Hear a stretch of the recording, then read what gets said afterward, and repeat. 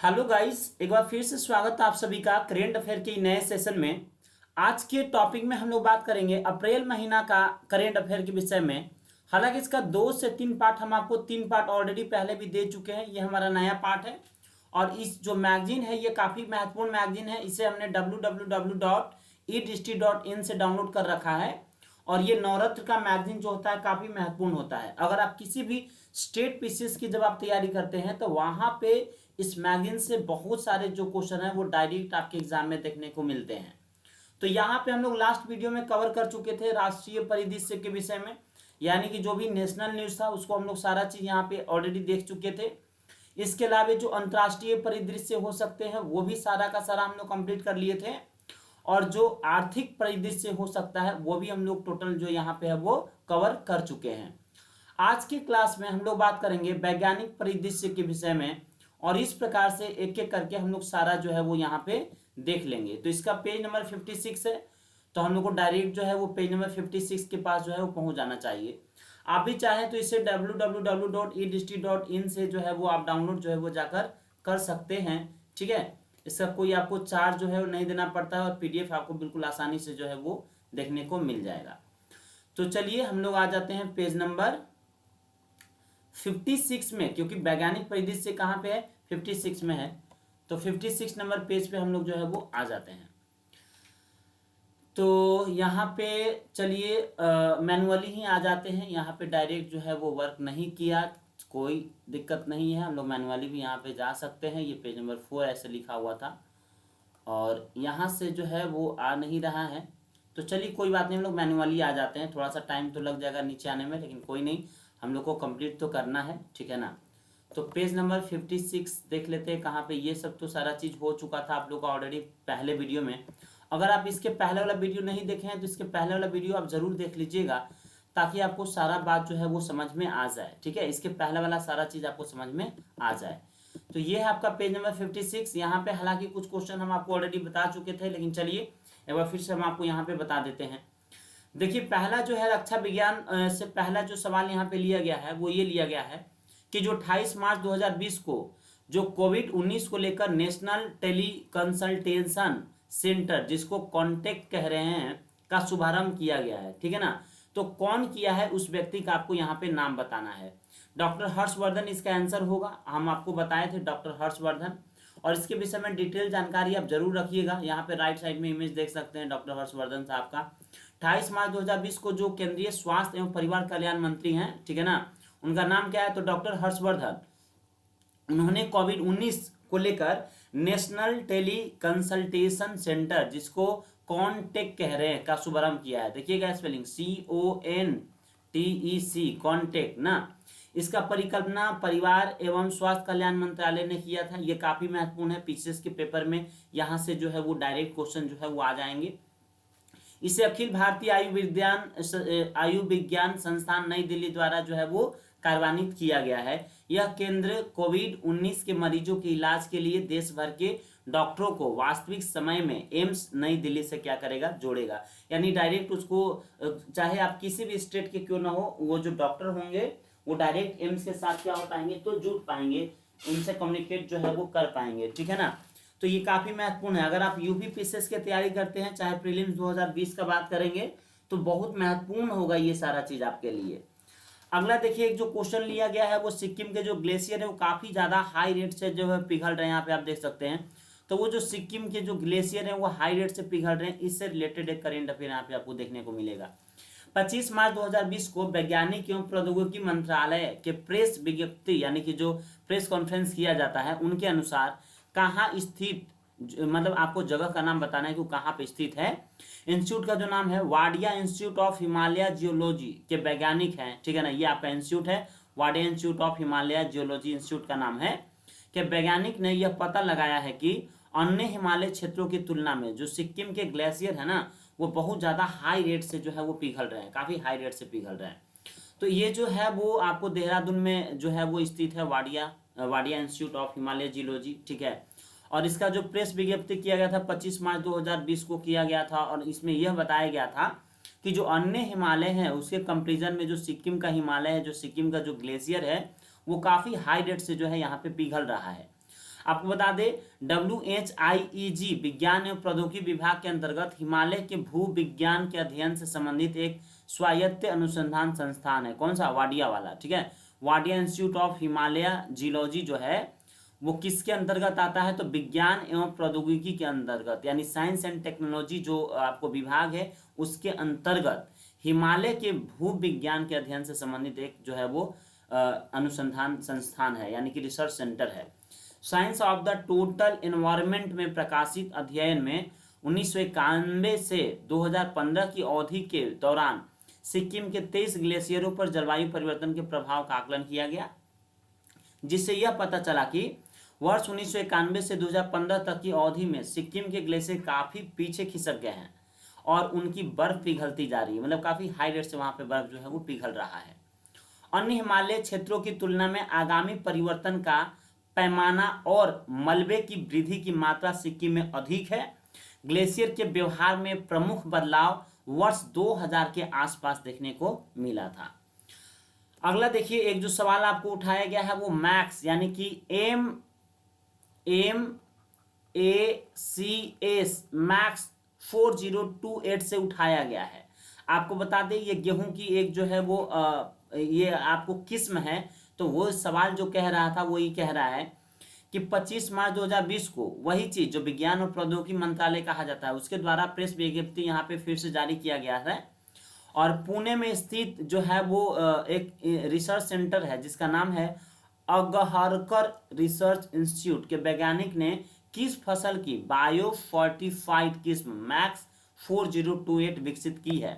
तो ये गेहूं का किस्म है, याद रखिएगा, काफी महत्वपूर्ण है पीसीएस के एग्जाम के लिए, या तो यूपीएससी प्रीलिम्स 2020-2021 के लिए। ये कभी भी ये सवाल आपके एग्जाम में आ सकता है क्योंकि ये एवरग्रीन क्वेश्चन आपको यहाँ से ये देखने को मिलता है। आपको बता दें कि जो अगहरकर रिसर्च इंस्टीट्यूट के वैज्ञानिक है वो एक प्रकार के गेहूं की बायो फर्टिलाइज किस्म मैक्स 4020 का जो है वो विकसित किया है, जिसमें उच्च कोटि के प्रोटीन आपको देखने को मिलेगा। ये जो मैक्स 4028 है एक ऐसी किस्म है जिसमें उच्चतर और स्थिर उपज की क्षमता आपको इसमें देखने को मिलता है। यह डंठल मतलब समझते हैं गेहूं का ऊपर वाला जो पार्ट होता है डंठल, जो डंटा होता है लंबा सा, पत्तों पर लगने वाले फंगस, पत्तों पर लगने वाले जो कीड़े मकोड़े होंगे, जड़ों में लगने वाले जो कीड़े होते हैं, ब्राउन गेहूं के घून की प्रतिरोधी है।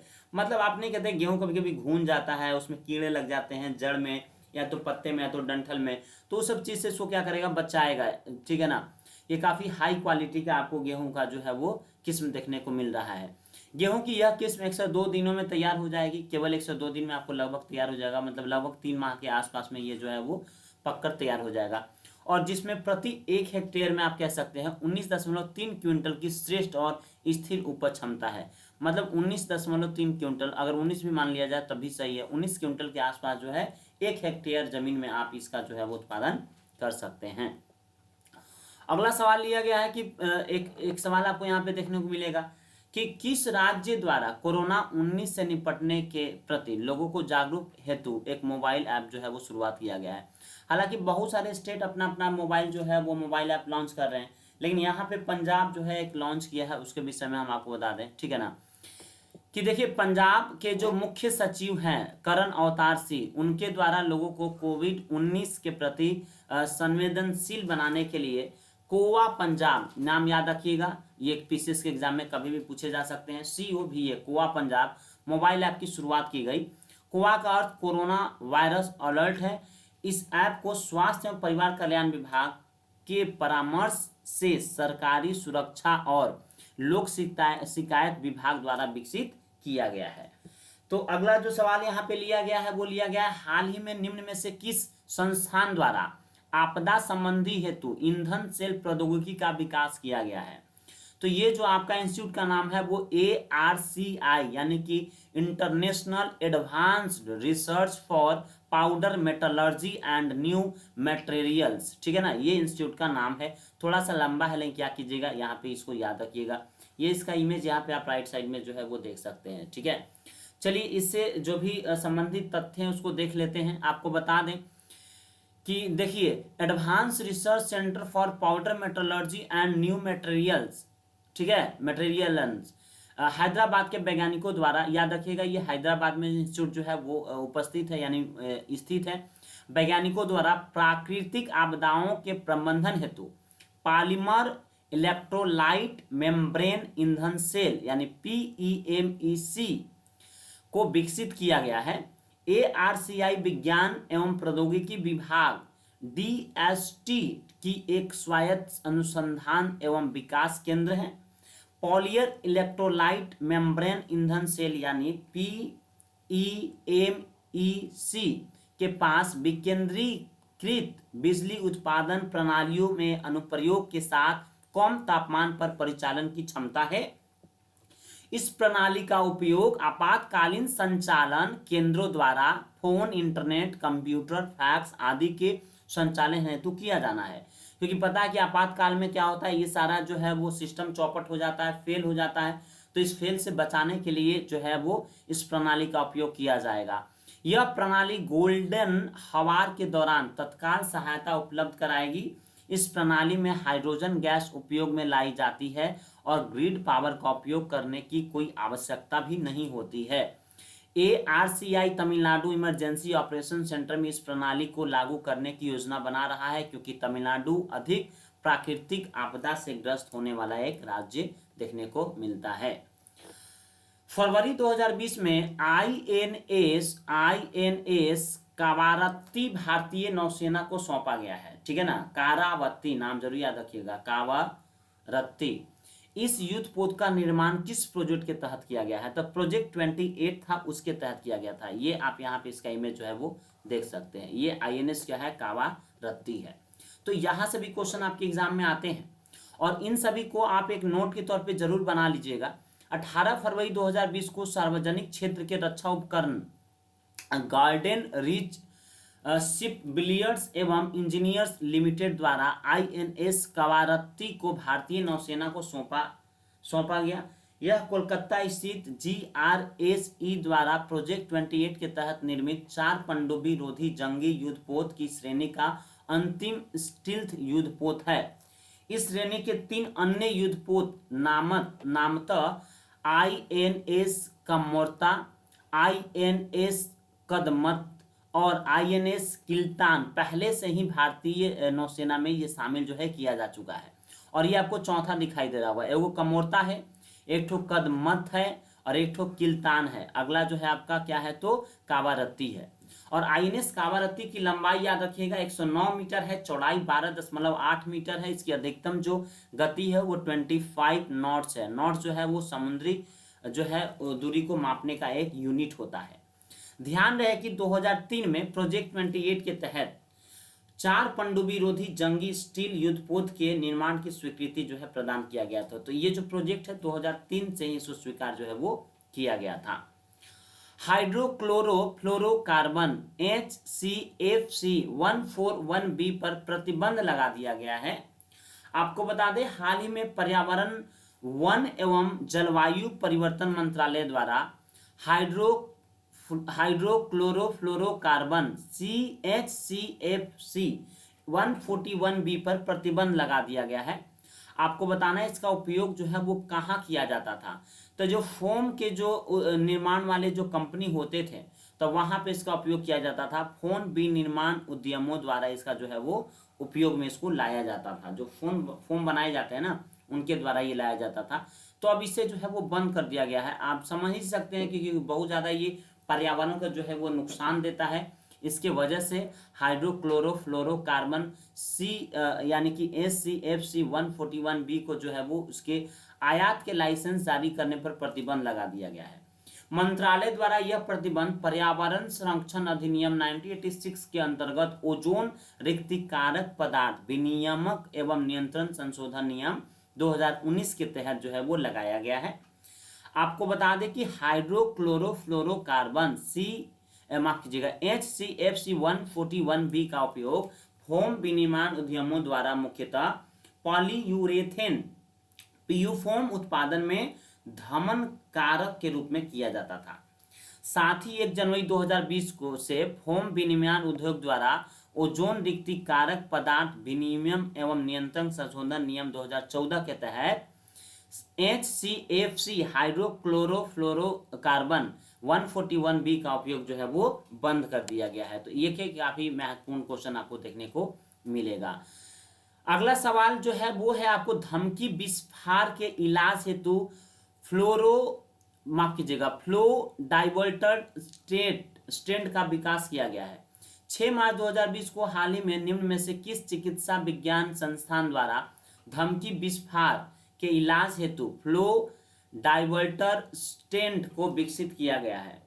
तो आप ऑप्शन देख सकते हैं आपके पास, Bangalore medical college and research centre Bangalore, all India institute of medical science New Delhi. तो इसका जो आंसर होगा वो होगा D, Shri Chitra Thirunal institute of medical science and technology Thiruvananthapuram. ठीक है, क्वेश्चन को आप देख लिए होंगे ध्यान से कि किस चिकित्सा विज्ञान संस्थान द्वारा धमनी विस्फार, ठीक है, के इलाज हेतु फ्लो हाइवर्टेड स्टेंट को जो है वो विकसित किया गया है? तो आपको बता दें Chitra Tirunal institute of medical science and technology Thiruvananthapuram द्वारा जारी एक आधिकारिक विज्ञप्ति के अनुसार इस संस्थान की शोध टीम द्वारा मस्तिष्क के रक्त वाहिकाओं के धमनी विस्फार, ठीक है ना, के इलाज के लिए एक अभिनव इंट्राक्रैनियल फ्लो डाइवर्टर स्टेंट को विकसित किया गया है। आपको बता दें इंट्राक्रैनियल धमनी विस्फार मस्तिष्क में धमनियों की दीवार के कमजोर हो जाने के फलस्वरूप मस्तिष्क में धमनियां फूल जाती हैं, जिससे वो फूटने से मस्तिष्क के चारों ओर रक्तस्राव हो सकता है, जिसके कारण से सबरैचोनाइड हैमरेज, ठीक है ना, नामक स्थिति पैदा हो जाती है, जिसको आप ब्रेन हैमरेज के नाम से भी कभी कभी जानते हैं, और इसकी वजह से लकवा, कॉमा या कभी कभी मृत्यु भी हो जाती है। ये जो नया टेक्नोलॉजी है इसके उद्योग में स्थानांतरित करने हेतु तैयार है। इस स्टेंट को परीक्षण मानव एवं अन्य जंतुओं पर किया जा रहा है। इस प्रणाली में रक्त प्रवाह को बाईपास या हाइवर्ट करने के लिए एक फ्लो डाइवर्टर स्टेंट लगाया जाता है, जिससे रक्त प्रवाह के दबाव के कारण धमनी के फटने की संभावना कम हो जाती है। इस डाइवर्टर की विशेषता यह है कि इसकी बनावट ऐसी है कि 180 ओ मुड़ने पर, यानी 180 डिग्री यहाँ पे लिखना चाहिए, 180 डिग्री मुड़ने पर भी इसकी जो नली होती है वो खुली रहती है तथा इसके दीवार पर बेहतर पकड़ बनाने हेतु डिजाइन किया गया है, जिससे डिवाइस के प्रवास का जोखिम जो है वो कम से कम होता है। वर्तमान में फ्लो डाइवर्टर स्टेंट भारत में निर्मित नहीं होते हैं, इन्हें आयात करना पड़ता है, जिसकी कीमत लगभग 7 से 8 रुपया, माफ कीजिएगा 7 से 8 लाख रुपया होती है। और जब ये अपने देश में हो जाएगा तब तो आप समझ ही सकते हैं जो है वो सस्ता मिलने लगेगा। अगला सवाल मार्स 2020 रोवर नामकरण से है। हाल ही में नासा द्वारा मार्स 2020 रोवर का नाम निम्न में से किस नाम को चुना गया है? ठीक है ना, तो ये जो है वो है दृढ़ता, यानी कि प्रिजर्वेंस दृढ़ता, ये जो नाम है वो नासा द्वारा मार्च 2020 को जो रोवर्स बनाया गया है, ये आप रोवर्स का इमेज यहाँ पे देख सकते हैं, इसका नाम जो रखा गया है वो प्रिजर्वेंस रखा गया है, दृढ़ता रखा गया है इसका नाम। ठीक है, आपको इससे रिलेटेड अन्य जानकारियां हम आपको दे देते हैं यहाँ पे, ये काफी महत्वपूर्ण क्वेश्चन है। आपको बता दें कि जो 5 मार्च 2020 को मार्स 2020 रोवर का नाम जो है वो दृढ़ता रखा गया है, यानी प्रिजर्वेंस रखा गया है, की घोषणा वर्जीनिया प्रांत के बर्क में लेक ब्रेडॉक सेकेंडरी स्कूल में एक उत्सव के दौरान नासा में विज्ञान मिशन निदेशालय के एसोसिएट प्रशासन थॉमस जुर्बेकर ने किया। इसे Cape Canaveral Air Force Station Florida US से लॉन्च किया जाएगा। 18 फरवरी 2021 को मार्च 2020 रोवर्स की लैंडिंग मंगल ग्रह की सतह पर निर्धारित की गई है। यह रोवर्स मंगल ग्रह के जेजे रो क्रेटर पर उतरेगा। इस मिशन की अवधि लगभग एक मंगल वर्ष यानी लगभग 687 पृथ्वी दिवस के बराबर होगी। और मार्च 2020 रोवर का कुछ मुख्य उद्देश्य नीचे आपको दिए गए हैं, आप इसको ध्यान से देखिएगा।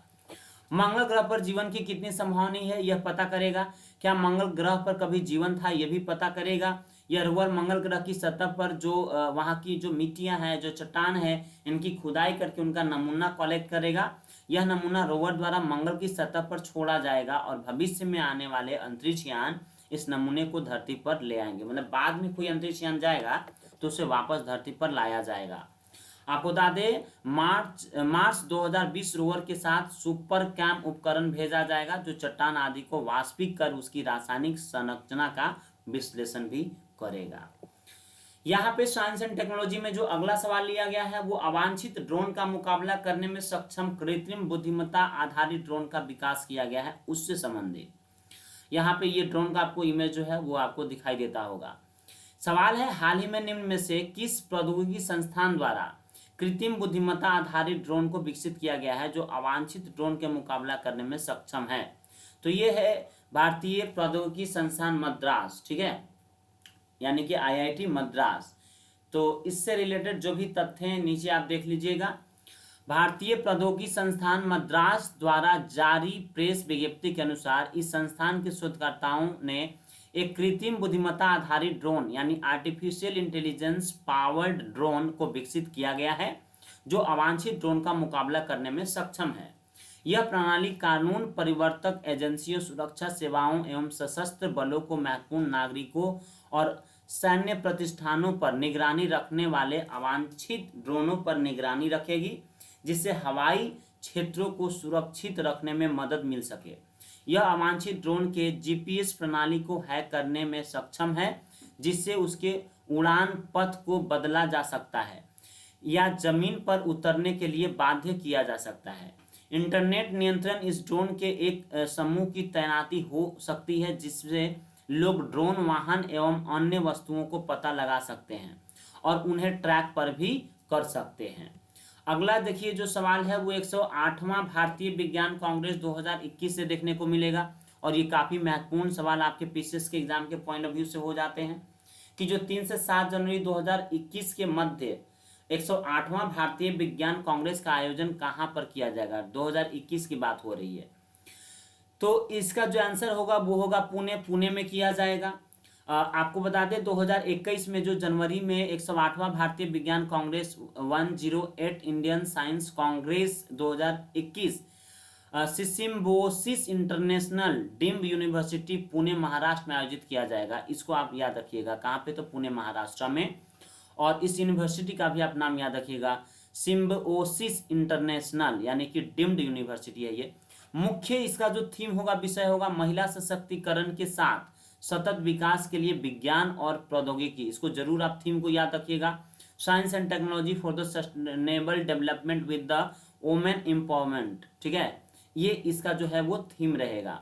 आपको बता दें डॉक्टर विजय लक्ष्मी सक्सेना इस अधिवेशन की जनरल प्रेसिडेंट्स हैं और 107वां विज्ञान कांग्रेस का आयोजन जो है university of agricultural sciences Bangalore Karnataka में आयोजित किया गया था। तो इसको भी याद रखिएगा, कभी कभी आपको 107वां भी पूछा जा सकता है तो कभी 108वां पूछा जा सकता है।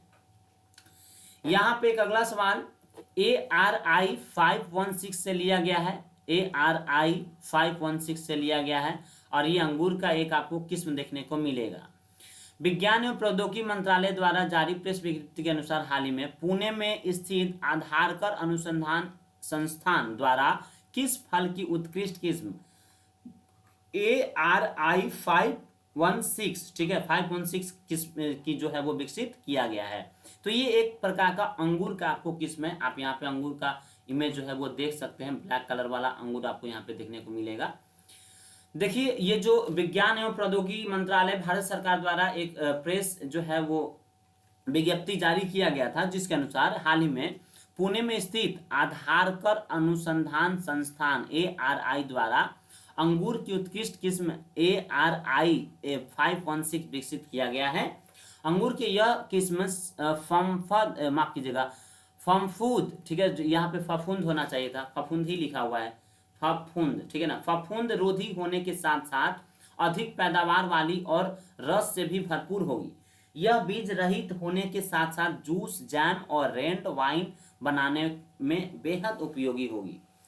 अंगूर की यह संकर प्रजाति दो विभिन्न किस्मों अमेरिकी काटावाबा तथा ब्रिटिश विनीफेरा को मिलाकर विकसित किया गया है। ये किस को मिलाकर विकसित किया गया है, यूपीएससी वाले जो है इस पॉइंट को आप याद कर लीजिएगा। यह किस्म Maharashtra association for cultivation science MAC math, ठीक है ना, कि कृषि वैज्ञानिक डॉक्टर सुजाता तेलाली द्वारा विकसित किया गया है। यह किस्म 110 से लेकर 120 दिन में पककर तैयार हो जाएगी। महाराष्ट्र, तेलंगाना, तमिलनाडु, पंजाब और पश्चिम बंगाल की जलवायु इसकी खेती के लिए अनुकूल मानी जा रही है। देश में अंगूर की 81.22% खेती अकेले महाराष्ट्र में होती है और अंगूर उत्पादन के मामले में भारत का विश्व में जो है वो 12वां स्थान है। मतलब इससे 11 जो और कंट्रीज जो है वो आगे हैं जहाँ पे अंगूर का उत्पादन जो है वो किया जाता है। कोरोना वायरस काफी पॉपुलर हो चुका है, बहुत भयानक ये जो है अपना पैर जो है पूरे विश्व में पसार चुका है। तो इसके नियंत्रण हेतु जो प्रयास में तेजी किए गए हैं, इससे संबंधित एक सवाल यहाँ पे किया जा रहा है। निम्नलिखित में से किस अंतर्राष्ट्रीय बैंक ने कोरोना वायरस को रोकने के लिए $4 मिलियन की राशि सदस्य देशों को स्वीकृत की है? तो ऑप्शन आपके सामने दिखाई देता होगा, वर्ल्ड बैंक, एशियाई विकास बैंक, बैंक ऑफ अमेरिका या industrial and commercial bank of China. इसका जो आंसर होगा एशियाई विकास बैंक है, ठीक है ना, B is the right answer. इससे जो भी संबंधित तथ्य यहाँ पे हम आपको दिखा देते हैं कि जो एशियाई विकास बैंक है वो $4 मिलियन की राशि जो है कोरोना वायरस के नियंत्रण में सहायता हेतु प्रदान करने की मंजूरी दी है। यह राशि एशियाई विकास बैंक एशिया एवं प्रशांत क्षेत्र में अपने सदस्य देशों को प्रदान करेगा। बैंक द्वारा इसके अतिरिक्त $2 मिलियन की राशि भी एशिया एवं प्रशांत क्षेत्र के विकासशील देशों को कोरोना वायरस के प्रसार पर नियंत्रण स्थापित करने हेतु प्रदान की जाएगी। बैंक ने इस देश में कोरोना वायरस के साथ साथ अन्य संक्रमण रोगों के प्रति ढुलमुल रवैये में सुधार लाने के लिए कहा है। इस वायरस के नियंत्रण से संबंधित सभी कार्य विश्व स्वास्थ्य संगठन वर्ल्ड हेल्थ ऑर्गेनाइजेशन की निगरानी में किए जाएंगे। ADB ने स्पष्ट किया कि महामारी प्रतिक्रिया योजनाओं पैंडेमिक रिस्पांस प्लान्स को अद्यतन यानी अपडेट और कार्यान्वित करने के लिए स्वीकृति धनराशि सभी विकासशील सदस्य देशों को प्रदान की जाएगी। इस वित्तीय सहायता का उपयोग कई उद्देश्यों के लिए किया जाएगा। इनमें स्वास्थ्य प्रणाली का आकलन करना, आपातकालीन आपूर्ति और उपकरण खरीदना इत्यादि इसमें शामिल हैं। तो ये भी आपके लिए काफी एक जो है वो महत्वपूर्ण क्वेश्चन है। अगला सवाल है, अंधेपन के उपचार हेतु जीन एडिटिंग का प्रयोग किया गया है, उससे संबंधित है, ठीक है ना। वैज्ञानिकों द्वारा जीन एडिटिंग टूल यानी CRISPR द्वारा निम्नलिखित में से किसके बदलाव से आनुवंशिक अंधेपन के उपचार का प्रयास किया गया है? तो इसका जो आंसर होगा वो होगा डीएनए का जो है वो प्रयास किया गया है। मार्च 2020 में प्रकाशित एक सूचना के अनुसार वैज्ञानिकों ने पहली बार विरासत में मिले अंधेपन से निवारण हेतु जीन एडिटिंग तकनीक का प्रयोग किया है। मतलब जो बचपन से अंधे हैं, जो बचपन से अंधेपन के शिकार हैं, उनको भी हो सकता है तो आपको रिलीफ मिल सके, उनका ट्रीटमेंट हो सके। वैज्ञानिकों की कहना है कि उन्होंने पहली बार किसी व्यक्ति के शरीर में जीन एडिटिंग टूल CRISPR-Cas9 का प्रयोग किया। इस प्रयोग से संबंधित प्रक्रिया ओरेगन हेल्थ एवं साइंस यूनिवर्सिटी स्थित कैसी नेत्र संस्थान पोर्टलैंड में संपन्न की गई। यह प्रक्रिया यहाँ आनुवंशिक रूप से अंधेपन से पीड़ित व्यक्ति पर की गई है। चिकित्सकों द्वारा व्यक्ति के नाम एवं सर्जरी की तिथि आदि का विवरण अभी नहीं दिया गया है। उन्होंने यह भी स्पष्ट किया कि सर्जरी का परिणाम आने में 1 महीने का समय लगेगा और तब तक यह पता चल सकेगा कि व्यक्ति देख सकेगा या नहीं देख सकेगा। डॉक्टरों का कहना है कि यदि पहले कुछ प्रयास सुरक्षित सिद्ध हुए तो उनकी योजना इसे 18 बच्चों एवं कुछ वयस्कों पर भी अपनाने की है। वैज्ञानिकों का कहना है कि इन प्रयोगों से सफल रहने पर यह संभव हो सकेगा कि दवाइयों की एक नई श्रृंखला मनुष्यों को डीएनए में परिवर्तन लाकर रोगों का उपचार करेगी। आपको ये सब जो है क्वेश्चन थोड़ा सा टफ लगता होगा, लेकिन बता दें एग्जाम में जो है ये साइंस एंड टेक्नोलॉजी से इसी टाइप के क्वेश्चंस देखने को मिलते हैं, तो इसलिए इन सभी चीजों को आप छोड़ नहीं सकते, बढ़िया ढंग से देख लीजिएगा। बिना ऑक्सीजन जीवित रहने वाले प्राणी का जो है वो खोज किया गया है। यहाँ पे देखिएगा, फरवरी 2020 में PNAS जर्नल में प्रकाशित खोज के अनुसार निम्न में से किस विश्वविद्यालय के वैज्ञानिकों द्वारा ऐसे प्राणी की खोज की गई है जो बिना ऑक्सीजन के भी जीवित रह सकता है? जी हाँ, बिल्कुल।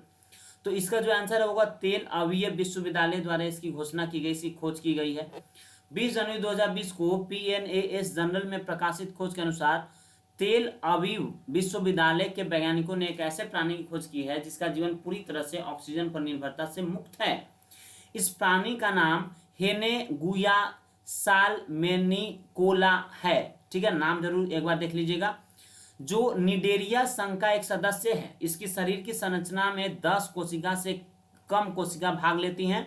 यह साल्मन मछली का एक अंतः परजीवी है जो मछली को ये नुकसान नहीं पहुंचाता है। ठीक है, यह खोज आकस्मिक रूप से उस समय प्रकाश में आई जब वैज्ञानिक इस परजीवी के जीन का अनुक्रमण कर रहे थे। जीन के अनुक्रमण के दौरान माइटोकॉन्ड्रिया संबंधी जीन अनुपस्थित पाया गया। माइटोकॉन्ड्रिया एक कोशिकांग है जो सुकेंद्रीय जीवों में ऊर्जा उत्पादन का कार्य करती है। यह कोशिकांग खाद्य पदार्थों के ऑक्सीकरण हेतु ऑक्सीजन प्राप्त करता है तथा ऊर्जा उत्पादित करता है। तो वहां पे माइटोकॉन्ड्रिया ही नहीं है तो ऑक्सीजन का यूज ही नहीं है, इसलिए इसे कोशिका का ऊर्जा गृह कहा जाता है। किसे? माइटोकॉन्ड्रिया को। ठीक है ना, माइटोकॉन्ड्रिया को। तो ये बात आप यहाँ पे जो है वो याद रखिएगा। अगला जो क्वेश्चन है वो नई विस्फोट डिटेक्शन डिवाइस का अनावरण से है। ठीक है, कहां पर आयोजित राष्ट्रीय विस्फोटक डिटेक्शन कार्यशाला में रेडर एक्स नामक एक नई विस्फोटक डिटेक्शन डिवाइस का अनावरण किया गया। तो ये जो है वो पुणे में किया गया है। आप देखिएगा यहाँ पे ज्यादा इसमें जो आंसर हो रहा है पुणे हो रहा है, बट ऐसा आप एग्जाम में मत सोच लीजिएगा। 1 मार्च 2020 को पुणे में आयोजित राष्ट्रीय विस्फोटक डिटेक्शन कार्यशाला में रेडार एक्स नामक एक नई विस्फोटक डिटेक्शन डिवाइस का अनावरण किया गया। नई विस्फोटक डिटेक्शन डिवाइस रेडर एक्स को high energy material research laboratory Pune तथा भारतीय विज्ञान संस्थान बेंगलोर से संयुक्त रूप से विकसित किया है। यह डिवाइस एक दूरी से विस्फोटक की पहचान करने में सक्षम है। इस डिवाइस के माध्यम से छुपा कर रखे गए विस्फोटकों के ढेर का भी पता लगाया जा सकता है।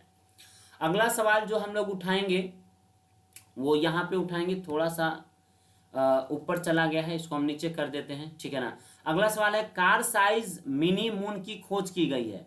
कार साइज मिनी मून की जो है वो खोज की गई है, इससे संबंधित कैटालिना स्काई सर्वे जहां से हाल ही में मिनी मून की खोज की गई है, संयुक्त राज्य अमेरिका में निम्न में से किस स्थान पर स्थित है? तो ये एरिजोना में स्थित है, यूएसए में। 15 फरवरी 2020 की रात को एरिजोना स्थित नासा द्वारा वित्त पोषित कैटालिना स्काई सर्वे शोधार्थी, ठीक है ना, यानी कि कैस्पर्स विर्चिजेस एवं टेडी प्रूनी ने पृथ्वी की परिक्रमा करते हुए एक छोटी सी वस्तु को देखी। ये दोनों जो है वैज्ञानिक का नाम है। यह वास्तव में 1.9 से लेकर 3.4 मीटर व्यास का एक क्षुद्र ग्रह है। इसे 2020 CD3 नाम दिया गया है। यह हमारे ग्रह पृथ्वी का मिन मून है, यानी छोटी चंद्रमा कह सकते हैं, जो पृथ्वी की चंद्रमा 3 वर्षों से कर रहा है। पृथ्वी के स्थायी चंद्रमा के विपरीत यह अस्थायी होता है। और आपको बता दें कि 2006 में कैटालिना स्काई सर्वे द्वारा पहले 2006 RH120 की खोज की गई थी, जिसने वर्ष 2006 में कुल समय के लिए पृथ्वी की परिक्रमा की और 2007 में अपनी कक्षा में वापस चला गया। तो बहुत बार ऐसा होता है कि पृथ्वी की कक्षा में आ जाने की वजह से बहुत सारे उपग्रह जो है पृथ्वी की परिक्रमा करने लगते हैं और बाद में फिर वो अपने जगह पर चले जाते हैं। भारतीय अर्मेनिया रक्षा सौदा के विषय में यहाँ पे हम लोग बात करेंगे। भारत ने अर्मेनिया के साथ $40 मिलियन का एक रक्षा सौदा किया है। इसके संदर्भ में आपको जो कथन दिया गया है उस पर विचार करना है, सही है या गलत है। तो यह रक्षा सौदा DRDO द्वारा विकसित स्वाति रडार के लिए जो है वो किया गया है। हाँ, ये तो बिल्कुल सही है बात। इस सौदे में रूस और स्पेन अन्य 2 प्रतिस्पर्धी देश है। नहीं, ये बात गलत है। ठीक है, दूसरा बिल्कुल सही नहीं है। और अर्मेनिया प्रशांत महासागर के पास स्थित एक तटीय देश है। नहीं, ऐसा भी नहीं है। तो क्या क्या सही है जरा देख लीजिएगा। इसका आंसर तो बी होगा, केवल 1 इसका आंसर सही हो जाएगा। और इससे संबंधित तथ्य को देखिएगा, काफी महत्वपूर्ण है ये आपके एग्जाम के पॉइंट ऑफ व्यू से। देखिए, भारत को अर्मेनिया के साथ $40 मिलियन का रक्षा समझौता किया है। इस रक्षा सौदे की प्रतिस्पर्धा में रूस और पोलैंड भी शामिल है। तो ये 2 कंट्री का नाम याद रखिएगा, रूस और पोलैंड का। ठीक है ना। यह रक्षा सौदा DRDO द्वारा विकसित स्वाति रडार के लिए किया गया है। स्वाति रडार जो है DRDO द्वारा विकसित वेपन लोकेटिंग रडार, ठीक है ना, है, जिसका मुख्य कार्य शत्रु द्वारा की जा रही गोलाबारी एवं दागे गए ट्रैक करने का है। इसके साथ साथ यह शत्रु की स्थिति बताने में भी सक्षम है। इस रडार का निर्माण भारत इलेक्ट्रॉनिक्स लिमिटेड द्वारा किया जा रहा है। वर्तमान में इसको भारतीय सेना में शामिल कर लिया गया है। आर्मेनिया पश्चिम एशिया में स्थित एक स्थल रुद्ध यानी कि लॉक्ड, ये लैंड लॉक्ड कंट्री देश है जो तुर्की, जॉर्जिया, अजरबैजान, ईरान की सीमा के क्या करता है, इसका सीमा जो है वो साझा करता है। तो याद रखिएगा एक जो है वो लॉकडाउन कंट्री है। लॉकडाउन कंट्री का मतलब हम आपको ऑलरेडी बता चुके हैं, कैसा कंट्री जिसके आसपास कोई समुद्री इलाका से टच ना करता हो, मतलब कोई भी कंट्री जिसका कोई भी एक बाउंड्री जो है वो समुद्र से टच ना करता हो, इसके चारों तरफ केवल देश ही देश हो। तुर्की और आर्मेनिया के संघर्ष का लंबा इतिहास रहा है, जिसके कारण यह रक्षा सौदा महत्वपूर्ण माना जा रहा है। ज्ञात हो कि तुर्की द्वारा वैश्विक मंचों में कश्मीर मुद्दे का उठाए जाने के कारण भारत तुर्की संबंध तनावपूर्ण हो गए थे, क्योंकि एक बार जो है कश्मीर का मुद्दा उठा दिया था। इस कदम को भारत की नई विदेश नीति का एक अहम कदम जो है वो माना जा रहा है। ये रक्षा सौदा भारत के मेक इन इंडिया कार्यक्रम को और अधिक गति प्रदान करेगा और एवं भारतीय रक्षा उत्पादकों को एक वैश्विक पहचान प्रदान करेगा। जो साइंस एंड टेक्नोलॉजी का अगला क्वेश्चन यहाँ पे उठाया गया है, नैनो विज्ञान और प्रौद्योगिकी पर अंतर्राष्ट्रीय सम्मेलन आइकॉन सैट 2020 से लिया गया है। 5 से 7 मार्च 2020 के बीच नैनो विज्ञान और प्रौद्योगिकी पर अंतर्राष्ट्रीय सम्मेलन 2020 जो है वो कहाँ पर आयोजित किया गया, तो ये कोलकाता में आयोजित किया गया है। 5 से 7 मार्च 2020 के मध्य नैनो विज्ञान और प्रौद्योगिकी पर अंतर्राष्ट्रीय सम्मेलन icon set international conference on nano science and technology 2020 Kolkata Paschim Bengal में आयोजित किया गया। इस सम्मेलन में नैनो विज्ञान के क्षेत्र में भारत की वर्तमान आवश्यकताओं पर विचार विमर्श किया गया।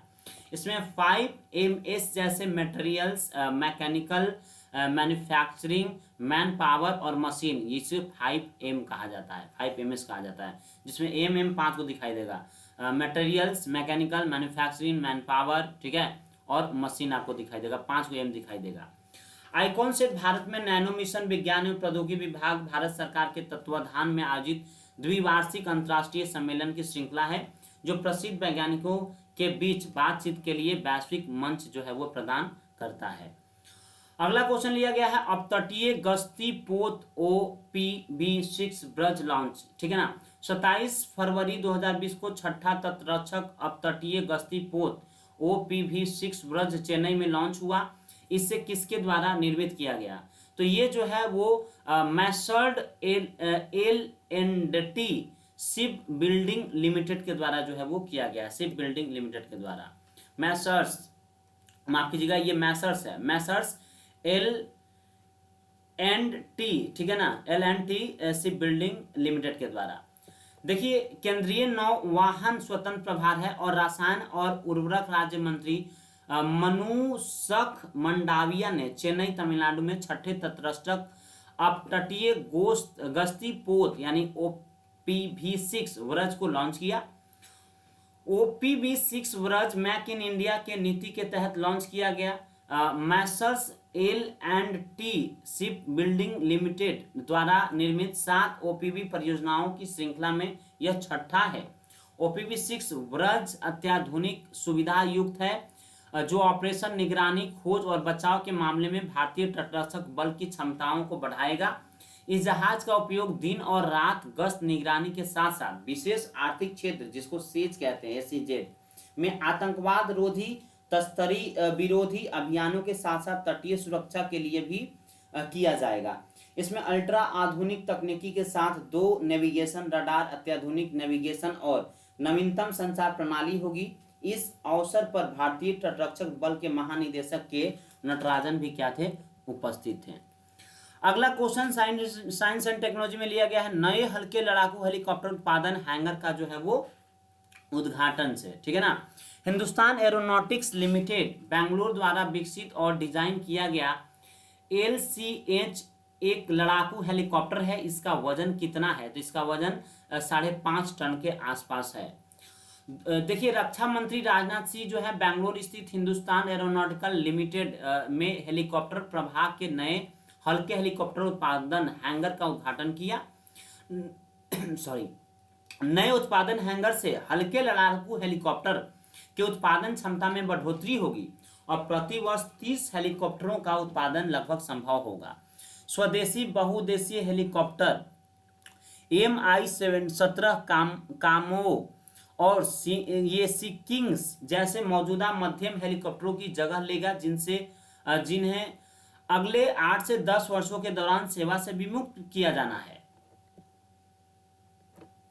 HAL द्वारा विकसित और डिजाइन किया गया LCH एक लड़ाकू हेलीकॉप्टर है जिसका वजन 5.5 टन है। इसमें 2 शक्ति इंजन लगे हुए हैं, यह भी आपके एग्जाम में क्वेश्चन आ सकता है।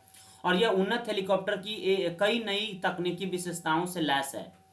LCH सियाचिन के अग्रिम ठिकानों तक पहुंचने में सक्षम है तथा वह समुद्र तल से 4700 मीटर की ऊंचाई तक अपने साथ 500 केजी तक का सामान जो है वो ले जा सकता है। साइंस एंड टेक्नोलॉजी में अगला जो सवाल है, भारतीय नौसेना को पनडुब्बी रोधी युद्ध पोत का हस्तांतरण से रिलेटेड है।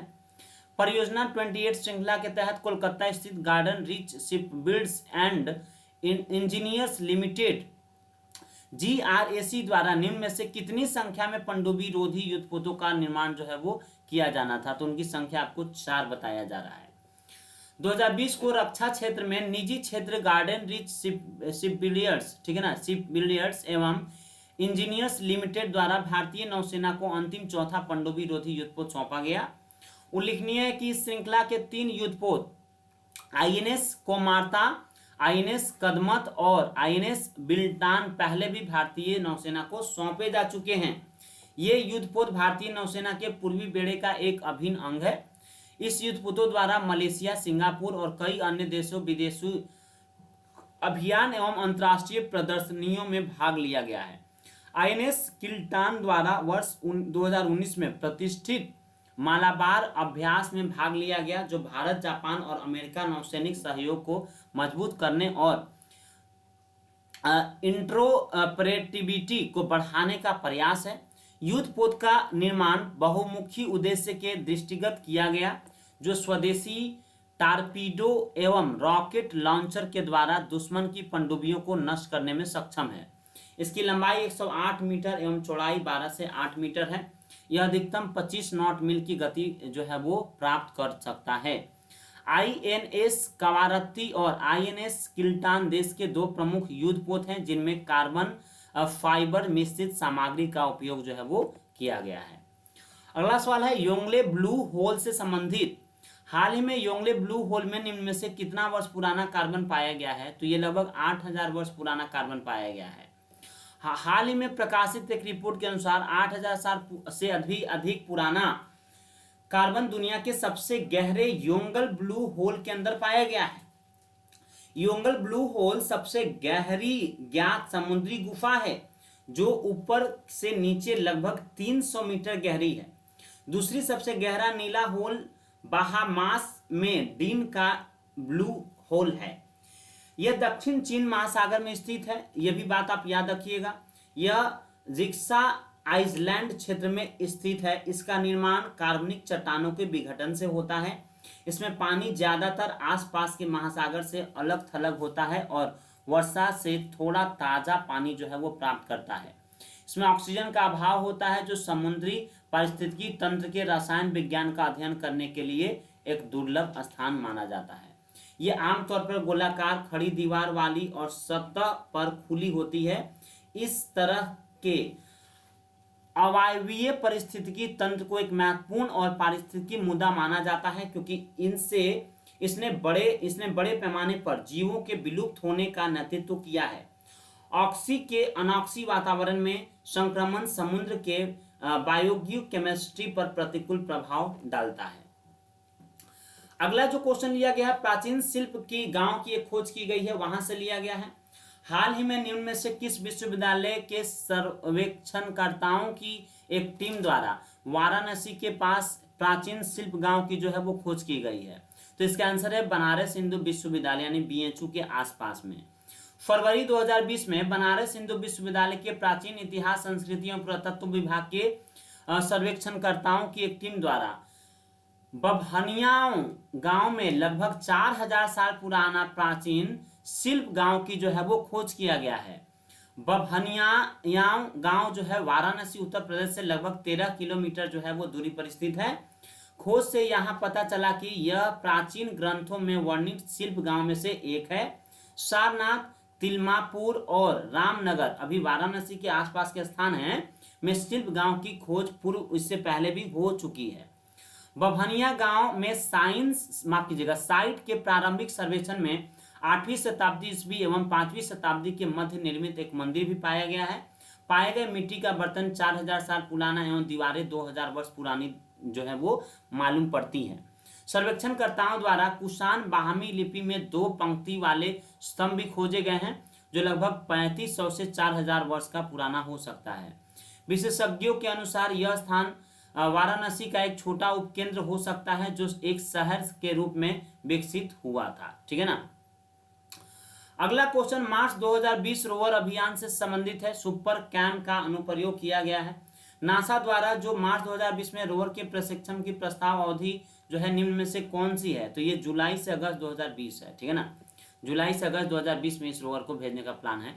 सुपर कैम मार्च 2020 रोवर मिशन का एक रिमोट सेंसिंग उपकरण है, जो एक कैमरा, 2 लेजर और 4 स्पेक्ट्रोमीटर से युक्त है। यह मार्स रोवर क्यूरियोसिटी पर लगे चैम कैम का एक उन्नत संस्करण है। यह मंगल ग्रह पर उपस्थित कार्बनिक चट्टानों, यौगिकों, चट्टानों, मिट्टी आदि को वाष्पित कर उनकी रासायनिक विश्लेषण करने में सक्षम है। यह 20 फीट से अधिक दूरी पर स्थित पेंसिल बिंदु के रूप में भी उपस्थित छोटे लक्ष्य की रासायनिक और खनिज संरचना की पहचान कर सकता है। मंगल ग्रह पर उपस्थित कार्बनिक पदार्थ, चट्टान, मिट्टी आदि के रासायनिक विश्लेषण से यहाँ पूर्व माइक्रोबियल जीवन के अस्तित्व की जानकारी प्राप्त करने में सहायता प्राप्त होगी। मार्च 2020 रोवर अभियान का प्रक्षेपण जुलाई अगस्त 2020 में प्रस्तावित है। मध्यस्थता और समूल संशोधन विधेयक 2019 श्री रवि शंकर प्रसाद विधि एवं न्याय मंत्री भारत सरकार द्वारा 15 जुलाई 2019 को राज्यसभा में पेश किया गया था, जब पृथ्वी एवं मंगल एक दूसरे के सापेक्ष इस स्थिति में होते हैं जिससे यान को मंगल ग्रह पर उतरने में सुविधा होती है। अगला जो क्वेश्चन लिया गया है वो इनकोइस के 3 एडवाइस वार्निंग सिस्टम लॉन्च किए गए, उससे लिया गया है। सवाल कह रहा है इनकोइस निम्नलिखित में से किस से संबंधित है? तो ये जो संबंधित है वो समुद्र संबंधी सूचनाएं से संबंधित है। 27 फरवरी 2020 को इनकोइस के 3 नए एडवांस वार्निंग सिस्टम लॉन्च किए गए। इनकोइस यानी कि India national centre for ocean information service INCOIS पृथ्वी विज्ञान मंत्रालय के तहत एक स्वायत्त संगठन है। यह संगठन मछुआरों सहित समुद्री क्षेत्रों में उपयोगकर्ताओं के लिए कई निःशुल्क सेवाएं जो है वो प्रदान करता है। हैदराबाद में स्थित इस संगठन के 3 महासागर आधारित विशिष्ट उत्पादों सेवाओं को प्रस्तुत किया है। ये सेवाएं हैं लघुपोत सलाहकार और पूर्वानुमान सेवा प्रणाली, small vessels advisory and forecast services, swell surge forecast system तथा अलगल ब्लूम सूचना सेवा। ठीक है ना। SBAS का उद्देश्य अनेक छोटे समुद्री जहाजों, विशेष रूप से मछली पकड़ने वाले जहाजों के संचालन में सुधार करना है। SSFS तटीय आबादी को लहरों के बारे में सूचित करता है। यह सिस्टम दक्षिण हिंद महासागर में उत्पन्न होने वाले सुदूर लहरों से तटीय क्षेत्रों को होने वाले हानि के संबंध में भी सूचना प्रदान करता है।